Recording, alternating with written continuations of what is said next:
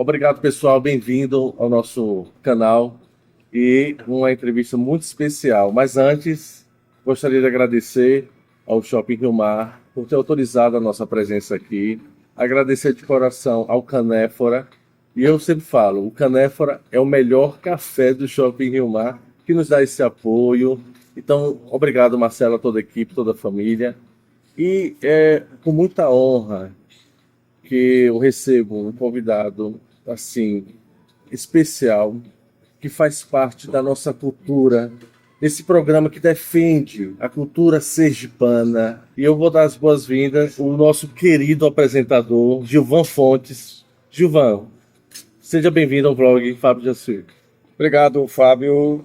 Um grande abraço para você, parabéns por essa iniciativa. E eu estou aqui justamente para responder as perguntas que forem feitas por você. De alguns anos para cá, a gente começa a observar que os apresentadores, os repórteres, jornalistas começaram a adaptar de opinião, começaram a ter emoções. Naquela época não tinha. Não podia. A gente tem Boris Casoy que começou muito essa questão de comentar. Comentar. Tem um menino da Band, né? Esqueci o nome dele. O Rechá. Que é um excelente comentarista, tudo. Mas naquela época não tinha. Não tinha isso. Tinha. Essa aproximação, essa questão do comentário, isso prejudica o profissional ou isso é mais uma ferramenta para aproximar o público? É mais uma ferramenta. Desde que você tenha uma pessoa, um comentarista, que saiba realmente fazer o comentário. Eu cheguei, Gilvan, a trabalhar durante uns 5, 6 anos na TV Sergipe, acompanhei os processos da passagem do sinal digital, toda aquela... que existia um padrão, né, muito forte, tanto na TV Sergipe, TV Atalaia, e houve uma transformação. Acho que até o sinal digital trouxe mais perto da questão das redes sociais. A Globo até tentou evitar as redes sociais, de não citar. Na época, você não podia botar a marca de redes sociais nenhuma, nem citar nas reportagens. Eu peguei essa fase, e hoje não. Se renderam, todos os meios de comunicação se renderam essa questão da rede social. É verdade. E um dos pontos principais que eu notei foi a questão da quebra da bancada, da pessoa sentada o tempo todo na bancada apresentando jornal. Se movimentar. Começou a se movimentar. Quando você começou a ter essa orientação, foi uma preocupação da televisão se tornar mais natural? Como que você vê isso? O Eduardo do Vago teve um papel muito importante nesse item, né? Ele chegou para mim e disse: Gilvan, vamos ficar mais de pé, vamos andar um pouquinho no cenário, a gente movimentar o jornal. Vamos. Hoje eu ando mais do que fico sentado. É tanto que naquela época há muitos anos atrás, você ia apresentar um jornal de bermuda, porque não aparecia. Isso que eu ia perguntar, já chegou de você? Já. No carnaval, eu cansei de apresentar o jornal de bermuda. Sem ninguém imaginar. Sem ninguém imaginar, porque só aparecia daqui para cima, né? Paletó, gravata, de bermuda, de chinelo. Hoje não existe mais isso, né? Porque você não vai entrar na televisão de bermuda nem nada, né? É proibido, né? Mas antigamente tinha, eu apresentei várias... Você tinha segurança que não ia aparecer? Não ia aparecer, porque eu ficava na bancada, né? A bancada cumpria tudo, aparecia. Hoje eu não faço isso. Hoje tem que ser um terno completo. Você estranhou no começo, quando começou a caminhar? Estranhou um pouquinho, né? Caminhar, esse negócio ali. Estranhou, mas ainda bem que hoje dá certo, graças a Deus, tem dado certo. Não posso deixar de fazer essa pergunta. Qual foi a reportagem que marcou a sua vida? Olha, 2 reportagens. Uma foi um incêndio que houve no mercado, aqui de Aracaju, mercado central. Naquela época não era mercado Albano Franklin e Maria Virgínia Leite Franca, era um mercado municipal de Aracaju. Teve um incêndio lá e não foi brincadeira esse incêndio. Morreram algumas pessoas. Você estava em loco? Estavam lá. Não fazia ao vivo, porque não tinha ainda. Sim, mas você fez a matéria. Fiz a matéria. Enquanto aconteceu depois? Logo depois, o incêndio começou a se propagar e nós fomos fazer a matéria. Que marcou muito. Marcou muito. E o outro foi o seguinte: alguns anos atrás teve um cara aqui chamado Antônio Negão.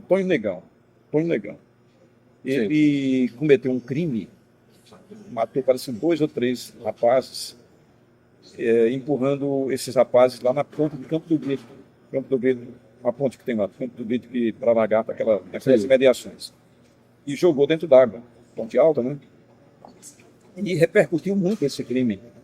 E eu fui designado para fazer a reportagem. Tony Negão foi preso, eu não sei nem se ele ainda é vivo hoje, acho que não. Foi preso na penitenciária, a penitenciária era no bairro América ainda, no bairro América, e ninguém conseguia ouvir esse cara, ele não dava entrevista para ninguém, para ninguém. Aí o que aconteceu?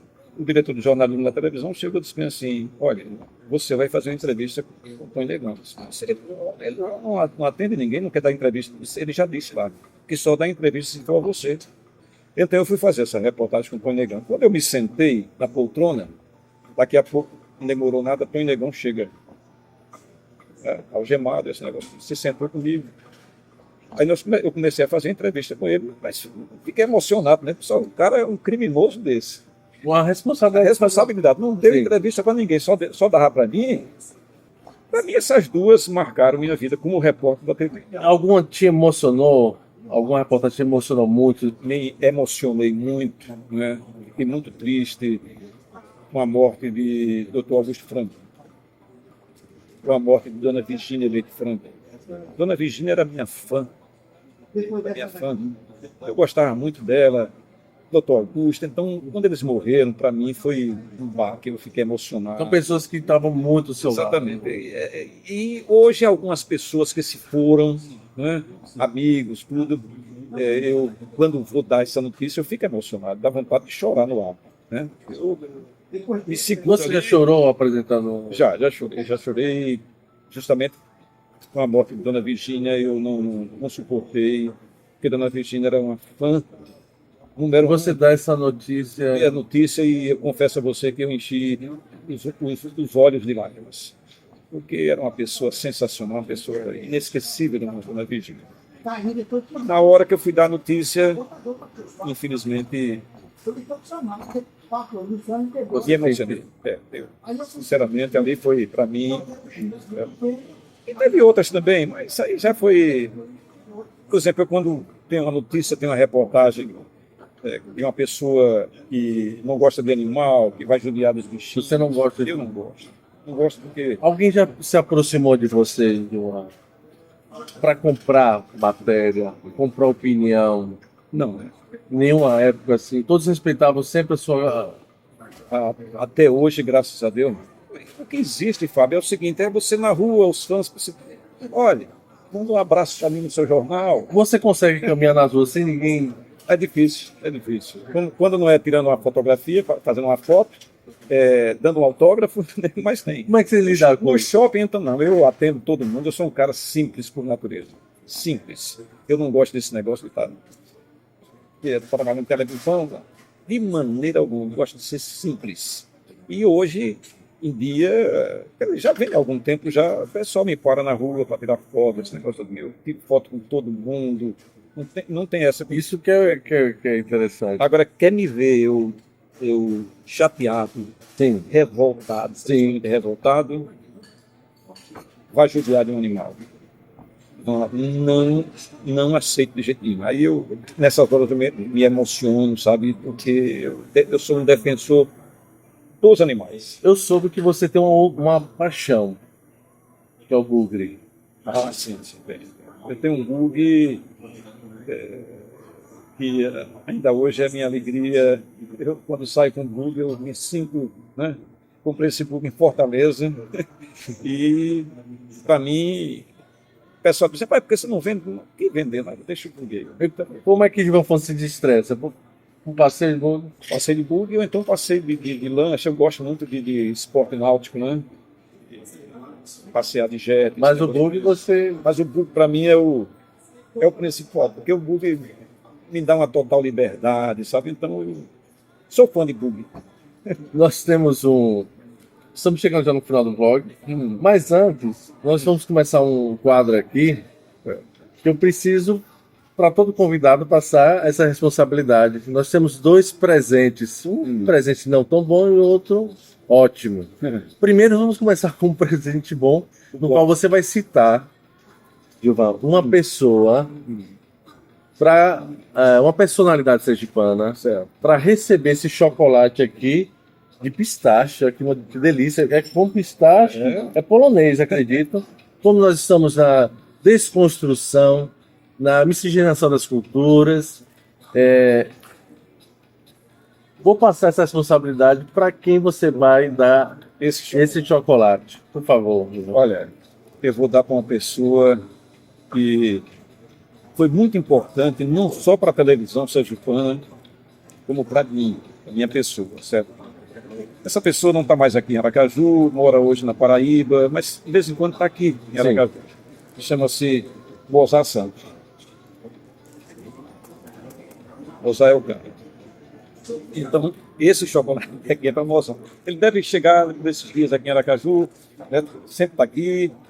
Então, esse chocolate eu dou para Mozart, porque para mim Mozart foi o cara da televisão sergipana, foi o cara que deu um impulso enorme à TV aqui em Sergipe. Mozart Santos, para mim, tudo na vida, como profissional de TV.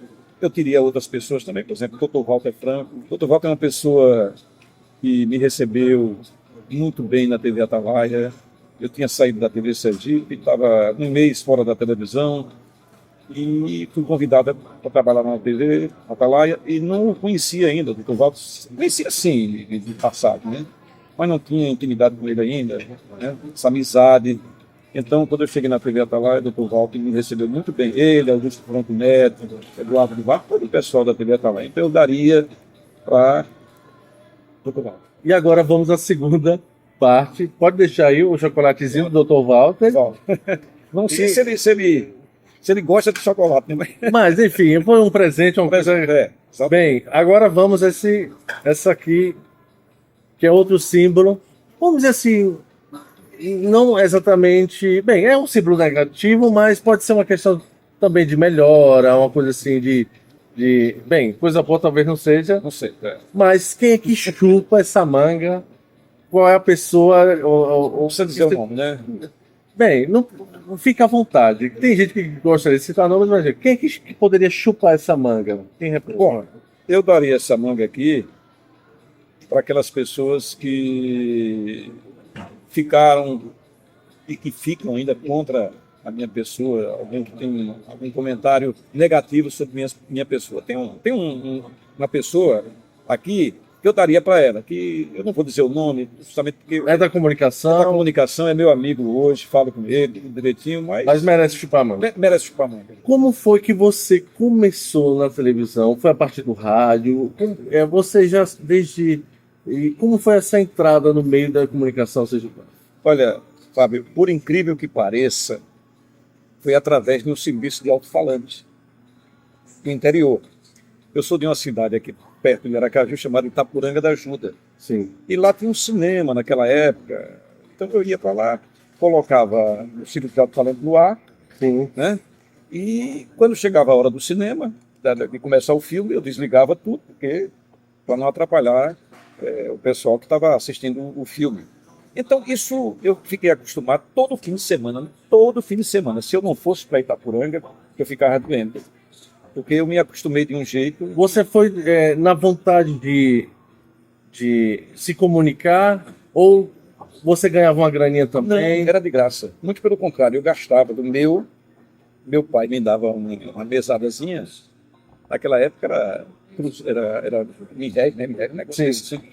E esse dinheirinho eu ia guardando e comprava 78 rotações. Olha, disco 78 rotações ainda naquela época, né?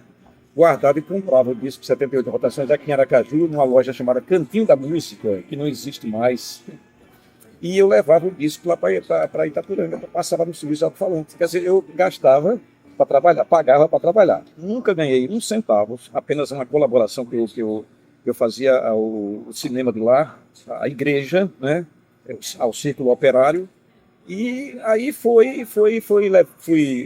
à frente esse projeto meu, e quando eu vi, já era a década de 60, e veio 61, 62, 63. Eu disse assim, o padre chegou, o Monsenhor Souza chegou e disse assim, você quer fazer um teste na Rádio Cultura? É porque a Rádio Cultura é da igreja, né? Sim. Eu cheguei e disse, mas Padre Souza, né? Ele é padre. Eu não tenho prática ainda, eu estou aqui no serviço de alto-falante. Você se sentiu inseguro na hora? Me senti inseguro, né? Sim. Ele disse, não, você vai fazer um teste lá e vamos ver. Se você for aprovado, você fica lá. E eu vim fazer um teste aqui na Rádio Cultura.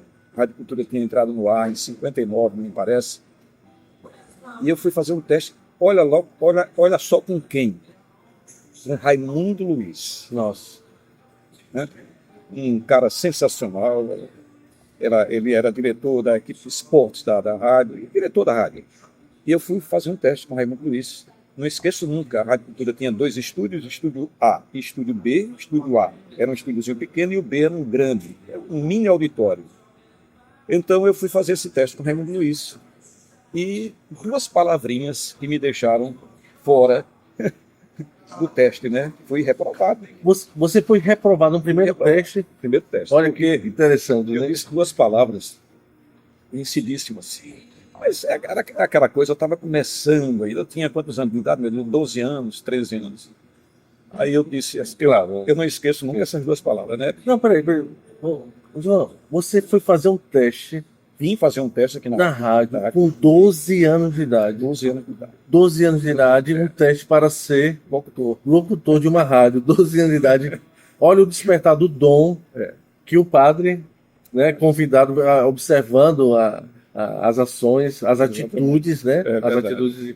E aí você. Fábio, duas palavrinhas tão conhecidas, déficit e superávit. Eu disse deficit e superávit. Oh, eu não esqueço nunca essas 2 palavras. Mas para uma criança de 12 anos, palavras. Bom, aí veio 64. O governador do estado era Seixas Dória. Sim. E Seixas Dória tinha um secretário, um assessor de imprensa, chamado João Oliva Alves, que ainda está vivo, graças a Deus. E é uma pessoa de Riachão de Dantas, uma pessoa muito inteligente, muito amigo da minha família. Meu pai, vendo aquela ansiedade minha de trabalhar em rádio, esse negócio todinho, falou com o João Oliva para eu ir trabalhar na Rádio Difusora, que hoje é a PLP. Né? Fui ser locutor lá na Rádio Difusora, na época de Santo Santana, Nailson Menezes, Zé Ribeiro do Nascimento, Sodré Júnior, só tinha fera. E eu fui ser locutor. E você foi com quantos anos? Era mais ou menos 14 anos, 14 a 15 anos. Então você ficou dos 12 até os 14 nessa.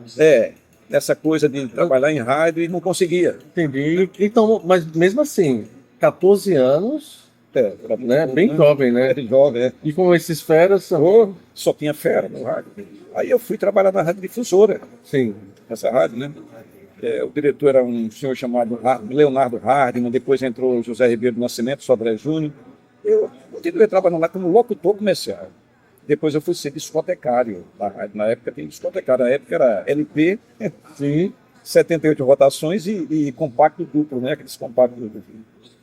Fui ser, então, locutor e fiquei lá e conheci grandes nomes do rádio, Zé Eugênio de Jesus, Jailton Oliveira, Álvaro Macedo, uma turma boa danada, Zé Augusto, uma turma boa. Era a época que Josa tinha um programa lá chamado Festa na Casa Grande, Josa, o Vaqueiro do Sertão. Nossa. Que era 8 horas da manhã no auditório da rádio, a rádio tinha um auditório na Rádio Difusora. Quando foi em 1966, eu recebi um convite para trabalhar na Rádio Cultura. Ainda não tinha televisão aqui. Ainda não tinha televisão, nem sonhava. Fui trabalhar na Rádio Cultura. Olha só, fui reprovado, mas depois eu fui convidado. Convidado, né? O pessoal viu o potencial da. Aí eu peguei um campo de experiência, nesse negócio todo, e fui trabalhar na Rádio Cultura em 66. Aí fiquei de 66 até hoje, eu estou na Rádio Cultura. Foi quando, em 69, 68, 69, a TV Sergipe entrou no ar em fase experimental. A TV Sergipe que começou a questão dos primeiros testes com a televisão. Nós temos algumas fotos dessa época do início, né, da inauguração. Da inauguração, né? Como foi que Gilvan Fontes começou com jornalismo na televisão? Vamos lá. Na bancada. Na bancada. Eu era o locutor comercial da TV, porque naquela época, Fábio, não tinha a tecnologia de hoje. Né? Computador, não existia computador. E então os comerciais eram feitos na hora. Se eu não me engano, eram artistas que pintavam algumas coisas e rolava eu tenho até uma animação da TV Sergipe, tem uma animação antiga da TV Sergipe, vocês podem ver aí.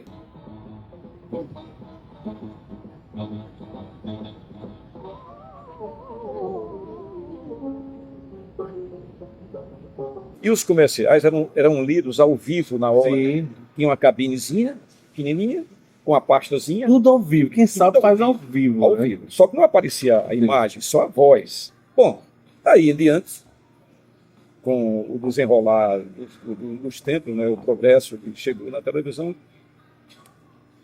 faltou um repórter lá, aí o diretor de jornalismo da época era Sérgio Gutenberg, Sim. que é pai do Eduardo do Vale.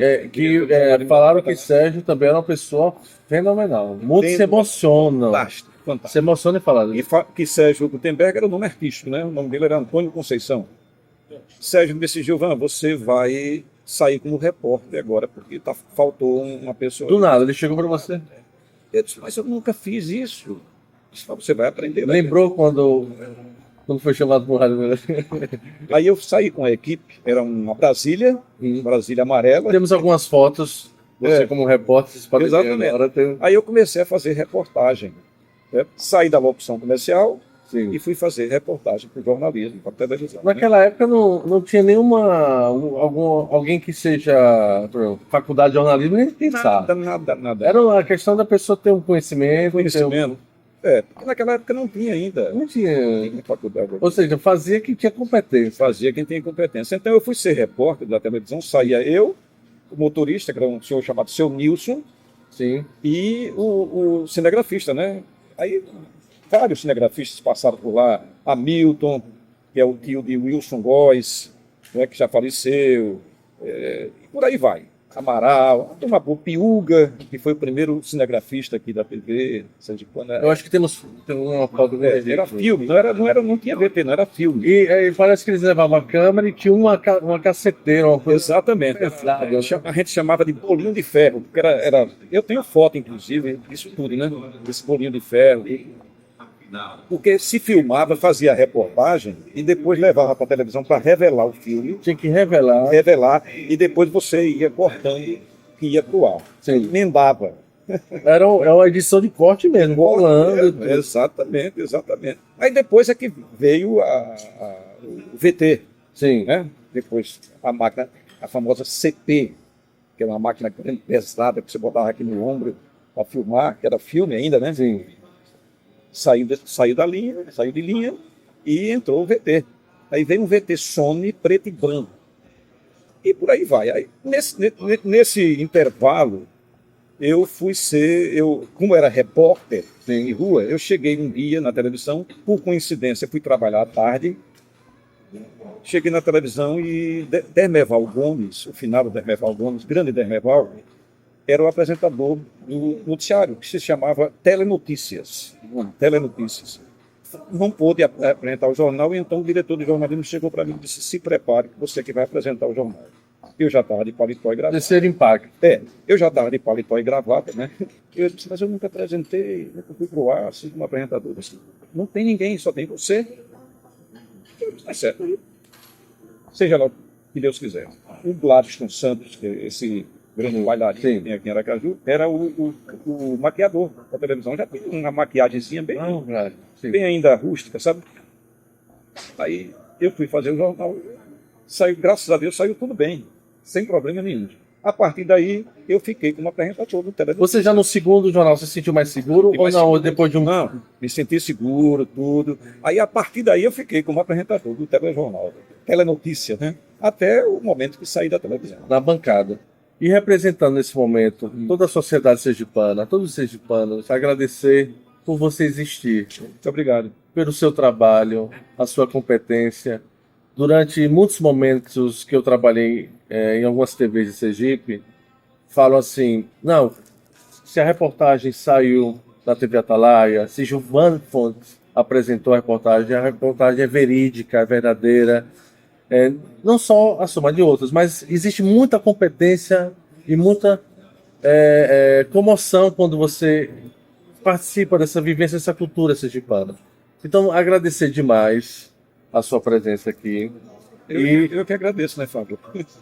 E assim, eu fico muito lisonjeado.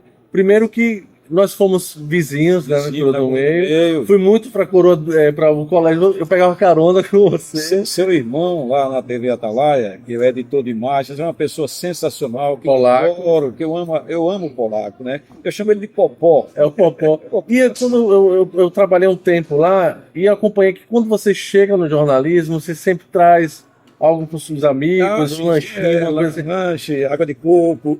Você gosta de compartilhar isso porque eles estão trabalhando. Por exemplo, tem um cara lá muito legal que eu adoro também, Gilmar Carvalho. Aliás, eu gosto de todos da TV Atalaia, certo?